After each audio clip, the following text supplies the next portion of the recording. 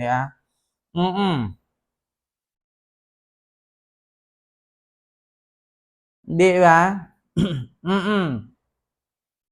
Ngayon mga kababayan, so ito naman yung sunod nating pag-uusapan. Oo, maganda itong pag-usapan mga kababayan. Naku, kung alam nyo lang, hanapin ko nga. Ito po siya mga kababayan. Oo, ito na. Lakasan natin ha. Ginagawa dati, no? Nung hindi ka pa tumatakbo. Oh, ito. Si Katunying. Oh, Katunying binira. Binira si Trillanes. So nasaan daw at ano daw nagawa ni Trillanes sa Caloocan, bakit tumatakbong mayor? Mamaya sagutin natin. Pakinggan nyo lang. Ito na mga kababayan. Wala ka namang ginagawa dati, no? Nung hindi ka pa tumatakbo.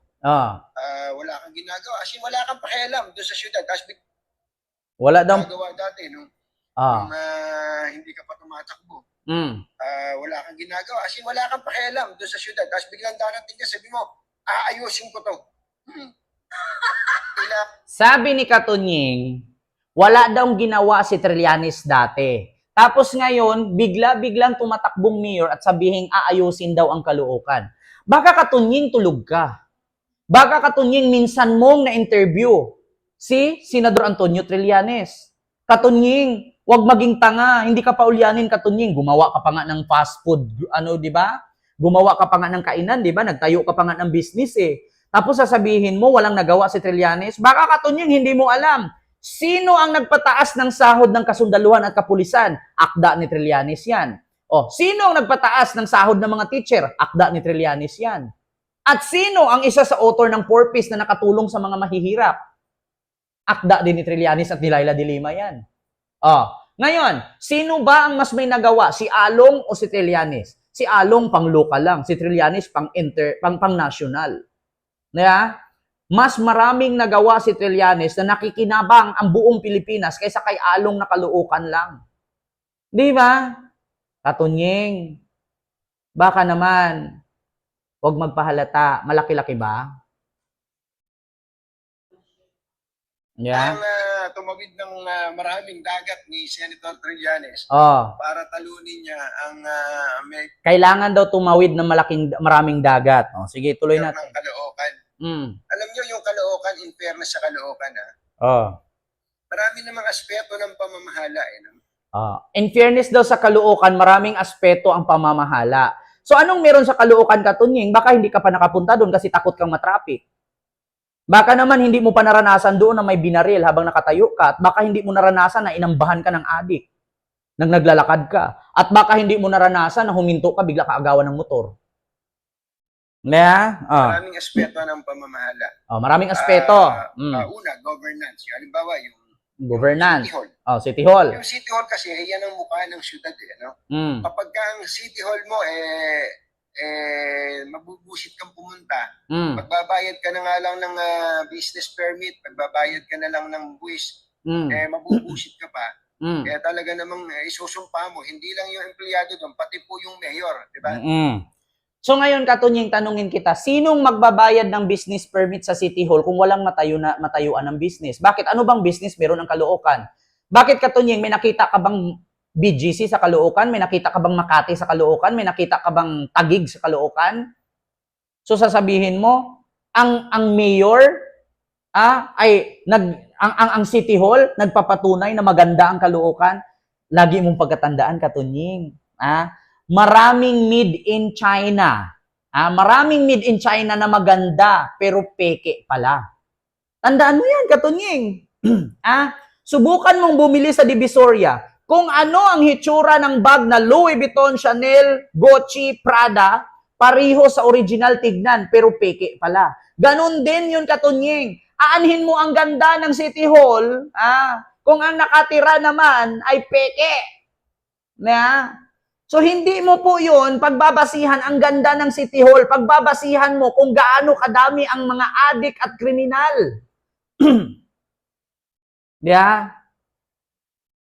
Ano daw, timan na yan. Timan na yan si Katunying. Sabi ni Ma'am Miriam Suzuki. Di ba? Kung ang babasihan mo pala, Katunying, ay ang ganda ng City Hall. Tandaan mo, Katunying, hindi lahat ng magagandang bagay, maganda ang loob. Tandaan mo, Katunying, maganda ang City Hall ng Caloocan. Pero tignan nyo lahat ng mga pasyente na sa hospital ng Caloocan, namamatay. Bakit? Walang doktor. Ang doktor galing pang Malabon. Walang aparato. Minsan, dinadala pa sila sa heart center, lung center. Pero may budget ang hospital ng Caloocan. Malaki ang budget dyan. Di ba? Continue natin. Yung mga taga-Caloocan ang makapagsasabi, kumusta ba ang pag-iestima sa inyo ngayon ng Caloocan? Meron kayong bagong gusali. Tapos sa ilalim ng gusali ng Caloocan, mayroong Starbucks. Di ba? O ngayon, Katunying, kung may bagong gusali ang Caloocan na City Hall at ilalim ng City Hall may Starbucks, pagmamayari ba ng Caloocan yon? Pagmamayari ba ng mga Pilipinong mahirap sa Caloocan yon? Katunying, huwag magpahalata. Magkano ba? Katunying, kung i-compare ang narating ni Trillanes at sayo, parang matatalo ka. Di ba? Baka hindi mo masabi yan. Pag harap-harapan mo si Trillanes, baka mangangatog ka. Kailangan daw tumawid ng maraming dagat si Trillanes bago manalo. Actually, manalo matalo man si Trillanes, diyan ang nagpapatunay na ang tao sa Caloocan ayaw nila ng pagbabago. Kung gusto nila na hanggang ngayon Caloocan is remain Caloocan is still Caloocan, nasa tao yan. Di ba? Kung sanay at immune na sila, di ba? Kung sanay at immune na sila sa Caloocan, sa kanila na yan. Nasa tao na butante na yan. Bakit? Kung gusto ng Caloocan, di ba? Kung gusto ng Caloocan, laging may patay, laging may adik, laging may krimen, traffic, baho, basura, nasa tao na yan. Di ba? Hindi nyo may tanggi yan. Ako, kahit hindi ako taga Caloocan, pero dumadaan ako ng Caloocan, dati, nasa tao na yan. Baha, krimen, basura, adik, patay, halos araw-araw may balita. May krimen ang Caloocan. Ngayon, kung immune na kayo mga butante sa Caloocan, kung hindi nyo iboto si Trillanes, wala tayong magagawa. Kung ayaw nyo ng pagbabago. Nasa tao ang pagbabago, wala sa politiko. Yun. Wala sa politiko ang pagbabago, nasa tao. Kung iboto ninyo, gusto ng pagbabago, iboto nyo si Trillanes. Kung ayaw niyong iboto si Trillanes at manatili kayong ganyan, bahala kayo. Hindi ba? Continue. Wala ka namang ginagawa dati nung hindi ka pa tumatakbo. Yung pong mga may kinalaman po sa kwan, yung sa peace and order. Yan po yung mga pangkaraniwan eh. Ano pa ba? Yung turismo, yung negosyo. Bakit, Katunying? Anong turismong makikita mo sa Caloocan? Tulog ka ba? Katunying, tanungin kita, Katunying, anong turismo mapupunta sa Caloocan? Anong pasyalan sa Caloocan meron? Katunying, hindi po Antipolo, hindi Tagaytay, hindi Baguio ang Caloocan na may pasyalan or turismo. Sinong gustong mga turista pupunta ng Caloocan, Katunying? Di ba? Sino ang mga turista na pupunta sa Caloocan? Turismo daw. Anong tourist destination sa Caloocan, Katunying? Sige nga. Bigyan mo ko ng isang pasyalan sa Caloocan. May mga turismo daw pupunta sa Caloocan. Putragis na yan. Monumento na kung saan maraming snatcher. Monumento na kung saan maraming paggawaan ng motor. Diba? Puro bahay doon, puro squatter, diba? Informal settler, mga nandun. Tapos sasabihin mo, turismo, pagkakitaan, turismo. Anong turismo sa Caloocan? Diba? Yung monumento ni Bonifacio, Mapanghi, lumang sementeryo. Tragis na yan. Signan nga, i-search nga natin, sabi ni Katunying, meron daw pasyalan sa Caloocan, kaya may mga turismo daw. Oo. Pasyalan sa Caloocan. Putang inang yan. Sige nga. Oh. Mga tourist spots sa Ah. bagong barrio. Oh, mga tourist spot daw. Let's do this. Mga tourist spot. Wala pa tayo dun sa mga Ah. tourist attraction dito. Puro warehouse nga eh. Ah. Ayan, Katunyeng, sabi mo may turismo. Caloocan eh, no? Ah, may turismo daw sa Caloocan. Eto na, puntahan natin. Kung merong mga turismong pupunta o turista or may mga tourist spot sa Caloocan, tang inang yan, Tunyeng. Ah, pakinggan mo, Tunyeng. Mundo ng mga warehouse. Ah. At medyo malapit na nga yung pinaka-sikat na kainan dito sa bagong barrio. Mm-mm. Yung parang red and yellow ata yun. Medyo Ah. malabo mata ko eh. Jollibee ata yun. Masarap daw fried chicken dyan. Mm. May nagsabi sa akin, may nagsabi Ah. sa akin, masarap fried chicken dito. Ah, puro warehouse, puro factory. I really believe. Ah. Grabe na. Sugo. Jollibee. Asan Meron dyan? nga rin pala kaming masarap na Kape Hotel. kapihan dito or Ah. cafe. Ah. Medyo warm yung Oh, so, yung ano. yan na yung pasyalan? Yan na ba yung pasyalan? Yung Coffee Hotel? Parang Starbucks lang. Ngayon sabi, turismo daw. Walang may gustong turista na pupunta sa Caloocan, Katunying. Unang-una, kahit ikaw, isang oras kang didikit sa daan, sa sobrang traffic. Hindi naman ako naniwala, Katunying, na magmumotor ka pupunta doon. Malamang sa malamang, magkukotse ka. Kahit nga maglakad ka, traffic, di ba? Oo. Sementeryo, maniwala pa ako meron. Ang dugyot. Oo. Ang dumi pa ng kalsada. Butas pa. Lubak pa. Oo. Ngayon sasabihin mo, mga turismo, mga turista, Katunying, nagpapahalata ka lang talaga, hindi ka taga-Caloocan. Ang negosyo dyan sa Caloocan, ano Oh. bang itsura ng negosyo dyan? Ganun po eh. Tapos, Mm. ang mga kabataan, kumusta ba mga kabataan dyan? Oh, Ma'am Wing, mega love shout out. Kumusta daw ang mga kabataan sa Caloocan? Si Kian de los Santos namatay. Bakit? Binaril ni Digong, adik. Alam mo ba, sa Caloocan, Katunying, yan ang pinakamataas sa statistic ng Pilipinas na pinakamaraming tinukhang. Ngayon sasabihin mo, mga kabataan, mga turista, mga negosyo sa Caloocan. Ano negosyo sa Caloocan? Yung mga warehouse, mga malalaking factory? Aba, Katunying, research pag may time, kahit hindi ka nakapunta doon. Kahit hindi ka taga doon, Katunying, research din pag may time. Yun ang mga kalsada. Kumusta ba mga kalsada nyo dyan? Mga kalsada, Katunying, putang ina, lubak-lubak. Mga kalsada yan ang ipagmamalaki mo, nagawa ni Along Malapitan. Mga kalsada, mga kabataan, turista, anong pupuntahin ng mga turista sa Caloocan? Puro squatter, puro basura. Baka ipakita ko sa iyo ngayon dito, Katunying, ang kalsada. Nagtanong ka ha, kalsada. Ito na. Kalsada sa Caloocan. Naku, Katunying, baka mahirapan ka nito i-explain.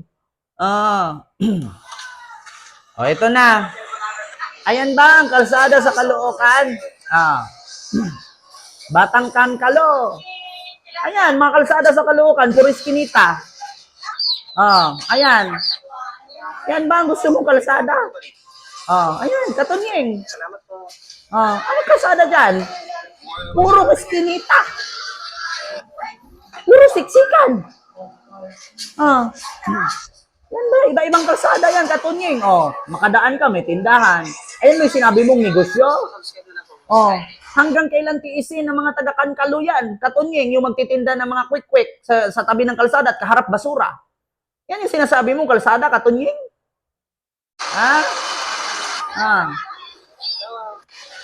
Ano lang, Katunying? Ayun yung kalsada sa Caloocan. Anong nangyari? Nabulok na nga yung haligi ng stoplight. Di ba? Bukod sa kalsada, magbigay tayo ngayon. Paaralan sa Caloocan. Ito na. Nako, Katunying.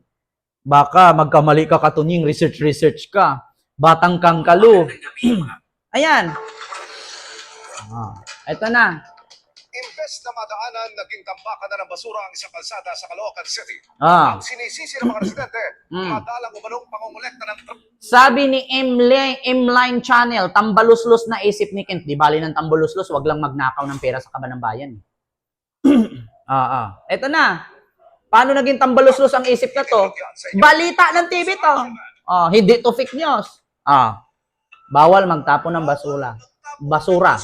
rito. Mm. Yan ang nakasaad sa karatulang nakapaskil sa isang bahagi ng Kaagapay Road sa Barangay 188 sa lungsod ng Caloocan.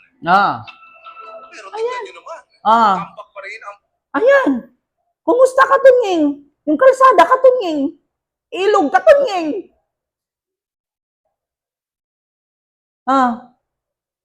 Kung meron kayong Tokyo Way sa Japan, meron din kami dito na Japan walking way ang monumento. Tingnan mo katunying, baka nakita mo naman ang basurahan.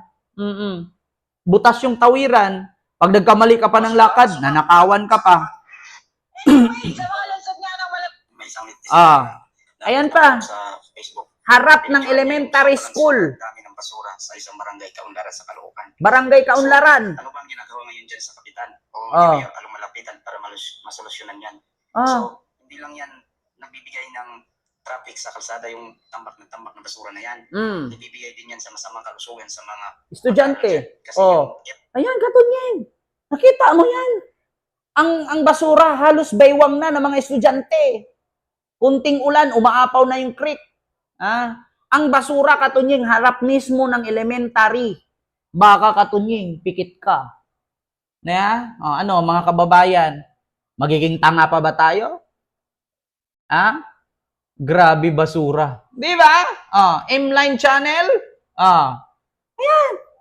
Ganyan ang sinabi ni Katunying na malinis ang kalsada. Mga kabataan. Negosyo. Turismo. Baka terorismo. Negosyo. Turismo. Sino ang gusto turis? Ikaw, taga Maynila, pupunta ka dyan. Mapayag ka, anak mo, paaralin mo dyan. Ang harap, basurahan. Tapos ang kabila, parkingan ng mga motor at tricycle. Saan mo padadaanin yung sasakyan dyan, yung mga bata naglakad? Caloocan is a worst city in Metro Manila. Worst. Number 3 sa pinaka-traffic sa buong Pilipinas. Nangunguna ang Davao. Pangalawa ang Maynila. Pumapangatlo ang Caloocan. Okay lang, ma-accept ko yung Davao at Maynila mag-traffic kasi maraming negosyo. Ang Caloocan, bakit magta-traffic? Wala namang mga businesses dyan. Bakit ang Caloocan? May nakita kayo mga high skyscraper dyan? May nakita kayo dyan na Trump Tower? May nakita kayo dyan na Makati Tower whatsoever? Parang Smoky Mountain ng Caloocan. Di ba, Mamuwing Bigayan? Kaya kung hindi man si Trillanes ang iboto ninyo, dyan sa Caloocan, ayaw nyo ng pagbabago. Pero kung gusto nyo manatili kayong ganyan, di tuloy nyo, iboto nyo si Along. Ano naman? Di ba tama naman sinabi ni Katunying? Kumusta naman yung mga kabataan dyan? Yung kalsada, yung negosyo. Kumusta? Ayun, pinakita ko lang, Katunying. Klarong-klaro, Katunying. Parang maganda pa Malabon. Maganda talaga Malabon. Biruin nyo, yung hospital sa Malabon, nangihiram pa ang Caloocan ng doktor. Tingnan yung kalsada, puno ng basura. Kung hindi butas, sino mayor sa Caloocan? Si Along. Kaya nga, may rason at may karapatan si Trillanes na magsabing baguhin ang Caloocan. Bakit? Si Trillanes, born and raised in Caloocan. Pinanganak siya ganito na. Bumaha, umulan, basura, krimen, traffic, nandyan na. So ngayon, meron kayong mayor na taga dyan mismo, hindi taga Quezon City, na bumili ng lupa sa Caloocan, tapos sumakbong mayor. Si Trillanes, born and raised in Caloocan, marami din siya kamag-anak dyan, marami siyang pinsan dyan, nakapag-testify na taga Caloocan siya. So kung gusto niyo ng pagbabago, at hindi na maraming krimen, hindi na mag-traffic, at higit sa lahat, hindi basurahan ng Caloocan, iboto niyo si Trillanes. Ganun lang. Bakit kayo magtitiis sa ganyan? Papayag ba kayo? Tatawagin kayong kankalu? Di ba? Papayag kayo tawagin kayong kankalu? Di ba? Sa madaling salita. Kanluslusan. Di ba? Kankalu. Basurahan dapat ang tawag dyan. Diyos mio marimar. So yun lang ha, mga kababayan, hindi ko na masyadong habaan yung ating live. Basta ako, nagsabi lang ako sa inyo, si Katunying, parang kailangan mo ng taasan yung grado ng salamin mo, kapalan mo kunti. Baka 100 lang yan, gawin mong 600 nang makita mo. Along taga Quezon City yan. Yes! Totoo yan. Ma'am Nati. Di ba? Kankaluud. Ibig sabihin ng kankaluud, yung ibig sabihin ng kaluud, kadiri. Yeah, kankaluud.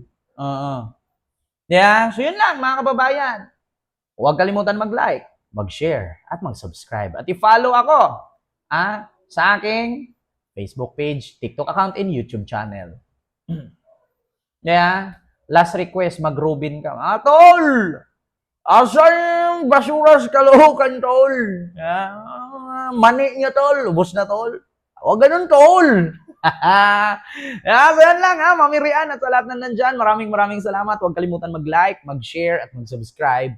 At i-follow ako sa aking Facebook page, TikTok account, and YouTube channel. Maraming salamat and see you next live. God first. Thank you.